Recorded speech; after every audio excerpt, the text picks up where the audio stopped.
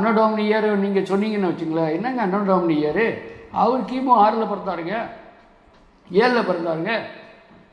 எங்கேருந்து சோர்ஸு? என்ன கேட்கணும்? இந்த சோர்ஸ் எங்கே இருக்குது? ஃபேவியர் ஜோசப்பஸ் கொஞ்சம் படித்தவனா.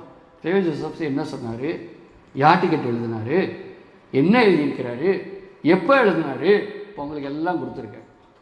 எந்த ஆண்டு எழுதினார், எதை வச்சு எழுதினார், சரி அந்த சந்திரன் எந்தெந்த ஆண்டில் வந்துச்சு, எது பாஸ்கா டைமு கேட்கணுமா இல்லையா? அதுதான் அறிவு கெட்டாத ஆலோசனை சொல்லி கொடுப்பவர்னு அதை பாட்டு போட்டேன். இந்த வசனத்தை வச்சு தான் போட்டேன். நமக்கெல்லாம் ஒன்றும் பெரிய அறிவு இல்லை, ஆனால் எனக்கும் தெரியாது. நானும் இப்படி தான் யோசிச்சுக்கிட்டே இருந்தேன். கேளுங்கள் கொடுக்கப்படும் சொன்ன ஒரு பொய்யானவரா? நான் அதை நம்புகிறேன். ஆண்டவரை உண்மையை சொல்லுங்கன்னு சொன்னால் அவர் தான் அந்த ஞானத்தை எனக்கு எடுத்து கொடுத்தார். ரைட் சொல்ல, அறிவு கெட்டாத ஆலோசனை கேட்டால் சொல்லுவார். கேளுங்கள் கொடுக்க. நம்ம என்ன கேட்குறோம்? பூமியிலே சொத்து சுகம் சாப்பாடு கேட்டுக்கிட்டு இருக்கோம். அவருடைய காரியங்களை அக்கறையாக கேட்குறவனுக்கு சொல்லிக் கொடுப்பாரா, கொடுக்க மாட்டாரா? எனக்கு ஒரு வைராகியம் இருக்குது. ஆண்டவர் செய்திருக்கிறலாம் நேர்த்தியாக கரெக்டாக நுணுக்கமாக செய்திருக்கிறவன் என் நம்பிக்கை இருக்குது. ஆனால் அநேகருக்கு என்ன தெரியுமா, அது யதார்த்தமாக இருக்கும். இருக்கலாம், அப்படி இருக்கலாம். அப்படி நீ ஒன்றை மாதிரி இல்லை. அவர் இந்த உலகம் படைத்தது இன்னை வரைக்கும் நூல் பிடிச்சி செய்துட்டு போகிறார். நூல் பிடிச்சி செய்துட்டு வர்றார். பிரைஸ்லா. ஆனால் பைபிள் படித்தா அப்படி தான் தெரியும். முட்டாளாகும்படி அவர் எழுதி வச்சிருக்கார் பைபிளை. ஏன்னா ஆவி உள்ளவனுக்கு மட்டும்தான் புரியும் பைபிள். ஆவி இல்லாதவனுக்கு அது ஒன்றுமே புரியாது. அது என்னப்பா நம்புறது, அது என்னமோ அப்படி எழுதியிருக்காங்க, இப்படி எழுதியிருக்கிறாங்க, அப்படி எழுதியிருக்காங்க, அப்படி எழுதி. ஏன்னா உன்னை முட்டாளாக்குறதுக்கே ஆண்டவரே தொலைஞ்சு போடான்னு விட்டார். உனக்கு ஆவி என்னைக்கு வந்துச்சோ அன்னைக்கு ஆவியானவனுக்கு சொல்லிக் கொடுத்து உன்னை உயர்த்துவார், உன்னை நடத்துவார், உனக்கு புரியும். அப்பொழுது என்னுடைய மகிமை தெரியும். பிரைஸ் சொல்லா. கிபி 6-7 இயேசு பிறந்தாரு. என்னப்பா ஆதாரம்? கிமு 4 ஏரோது இறந்தாரு. கிமு 4 ஏரோது இறந்ததுனால கிமு 6-7 தான் இயேசு பிறந்துப்பாரு. ஏன்னா 2 வயசுல அவர் வர்றாரு, நாசரேத்துக்கு போறாருன்னா அப்போ அவர் 6-7 பிறந்திருக்கணும். 2 வருஷம் போய் எகிப்தில் ஒளிஞ்சிருக்கணும். அவர் ஏரோது இறந்த பிற்பாடு 2 வருஷத்துக்கு பிற்பாடு வர்றாருன்னா 6-7 தான் பிறந்தாதான் கிமு 4 ஏரோது இறந்தாரு. புரியுதா? அப்போ ஏரோது இறந்ததை வச்சு இயேசு பிறப்ப கணக்கிடுறாங்க. இயேசு பிறப்பை வச்சு ஏரோதை கணக்கிடலை. மத்தேயு எழுதியிருக்கிறது வரலாற்றோடு எழுதலைன்னு சொல்லலை.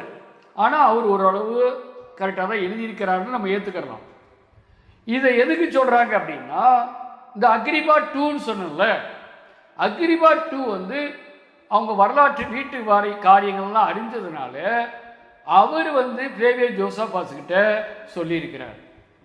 பிளேவியர் ஜோசபாஸ் 93-94 அக்ரிபா 2 இறக்கும் போது இந்த ஆன்டிக்விட்ஸ் ஆஃப் த ஜூயிஸ் இந்த வரலாற்று புத்தகத்தை எழுதியிருக்கிறார். எழுதியிருக்கும் போது என்ன எழுதுறாரு? அக்ரிபா சொன்னபடி எங்க ஐயா தாத்தா, ஐயா வந்து அரிஸ்டோபுலு, அவங்க அக்ரிபா 2 அப்பா பேர் அக்ரிபா 1, அக்ரிபா 1 அப்பா பேர் அரிஸ்டோபுலு, அரிஸ்டோபுலுடைய அப்பா பேர் தான் ஏரோது. அப்ப ஏரோது ஐயா தாத்தா எப்ப இறந்தார் அப்படின்னா, ஒரு நிலாவுடைய சந்திர கிரகம் பாஸ்கா விழாவும் மறுநாள் ஒரு ரொம்ப ஒட்டி இருக்கு, அந்த நாள்ல எங்க ஐயா இறந்துட்டாரு அப்படின்னு அந்த செய்தியை தான் பிளேவியர் ஜோசபாஸ் குறிப்பிட்டு வச்சிருக்கிறார். பிளேவியர் ஜோசபாஸ் தப்பா எழுதல. நான் கூட ஒரு காலத்துல தப்பா எழுதியிருக்கிறார் பிளேவியர் ஜோசபாஸ் அப்படின்னு தான் நினைச்சுக்கிட்டு இருந்தேன். ஆனா அவருக்கு அந்த யோசனை இல்லை, அவர் தப்பா எழுதல. ஆனா இதை வைத்து கணக்கீடு செய்தவன் தான் தப்பா பண்ணியிருக்கான். புரியுதா? இப்ப நான் உங்களுக்கு அந்த லெக்கில் நிலவினுடைய ஆண்டுகளை கொடுத்துருக்கிறேன். 4, 3, 2, 1 கிபிலையும் கொடுத்துருக்கேன், கிமுலையும் கொடுத்துருக்கிறேன். கிமு 4 கிபி 4 வரைக்கும் கொடுத்துருக்கிறேன். அதுல கிபி 3 மட்டும்தான் சரியான தகவலை கொடுக்குது. புரியுதா? இந்த சந்திர கிரகணம் கிமு 4 வருது, கிமு 3 வருது, கிமு 2 வருது, கிமு 1 வருது. இப்ப நல்லா பார்த்துக்கங்க. கிமு 4 மார்ச் 13 வருது. சந்திர கிரகணம் கிமு மார்ச் 13 வந்தா அங்கே பாஸ்கா வரவே வராது. எப்படி 10 நாள் 20 நாள் சென்று தான் வரும்.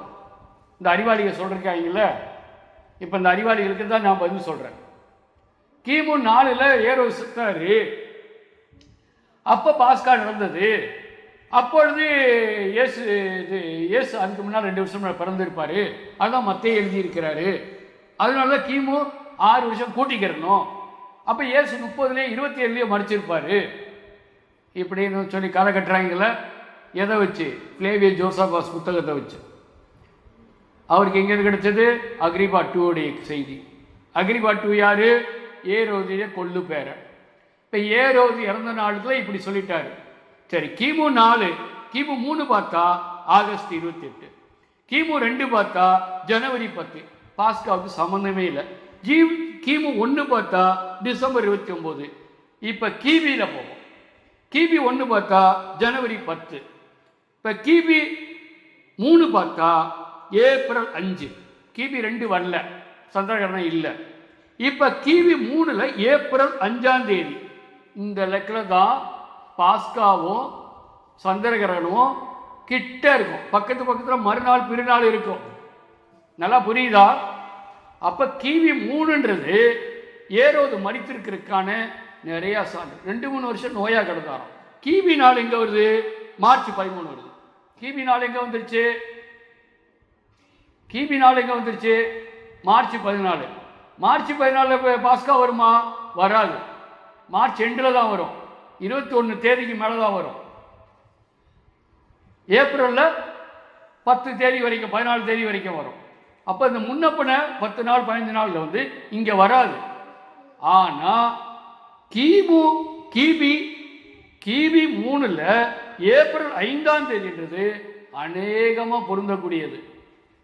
அப்போ இயேசு கிறிஸ்து எப்போ பிறந்திருக்கணும்? கிபி 1ல் பிறந்திருக்கணும்.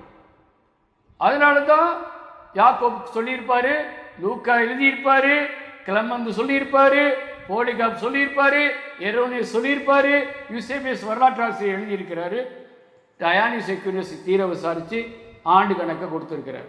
கிபி 3 ஏப்ரல் 5 செட் ஆகும்ல. அப்பொழுது ஆண்டவருக்கு 2 வயது இருக்கலாம்ல, 3 வயது கூட இருக்கலாம்ல. அப்போ கிபி 1 பிறந்தது சரியா இல்லையா?